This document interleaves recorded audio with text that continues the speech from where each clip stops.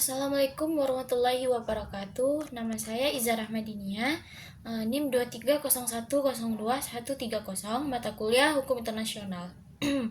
Baik, saya akan menjelaskan tentang subjek hukum internasional. Subjek hukum internasional itu adalah di mana pihak-pihak yang memiliki hak dan kewajiban serta kapasitas hukum dalam hubungan internasional. Artinya itu adalah subjek ini diakui oleh hukum internasional sebagai entitas yang dapat memiliki dan menuntut hak serta menjalankan kewajiban berdasarkan hukum internasional. Jadi, yang pertama itu adalah negara.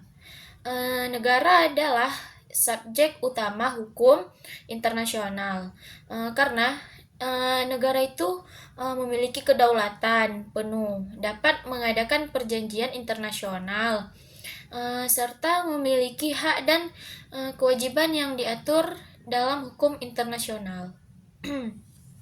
Jadi, syarat suatu entitas dapat dianggap sebagai negara berdasarkan Konvensi Montevideo pada tahun 1933 adalah yang pertama itu population atau penduduk. Adanya rakyat yang tetap. Yang kedua, teritori atau wilayah, memiliki batas wilayah tertentu. Yang ketiga itu adalah effective government atau pemerintah yang efektif mampu menjalankan kekuasaan dan hukum. Terus yang keempat adalah capacity to enter into international relation, memiliki kemampuan menjalin hubungan dengan negara lain. Dan yang kelima itu adalah recognition, pengakuan negara lain, diakui oleh negara-negara lain dalam masyarakat internasional. Jadi, yang kedua itu adalah organisasi internasional. Selain negara, organisasi internasional antara pemerintah seperti PBB, WTO, ASEAN, dan lainnya juga menjadi subjek hukum internasional. Mereka memiliki kapasitas hukum terbatas sesuai dengan tujuan pembentukannya. Misalnya itu seperti PBB, berwenang menjaga perdamaian dunia. Yang kedua itu WTO, mengatur perdagangan internasional antar negara. Jadi, yang ketiga itu adalah terdapat individu. Dulu individu tidak dianggap sebagai subjek hukum internasional, tetapi kini diakui secara terbatas. Misalnya itu dapat dituntut secara internasional.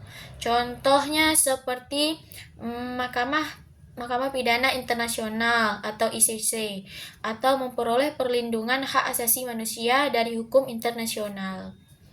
Jadi yang keempat itu adalah organisasi non-pemerintah atau NGO atau LSM internasional.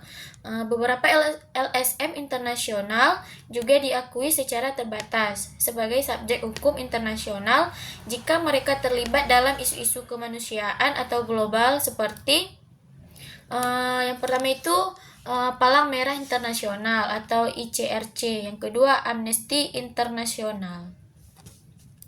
Jadi kesimpulannya adalah subjek hukum internasional kini tidak hanya negara, tetapi juga organisasi internasional, individu, dan LSM tertentu.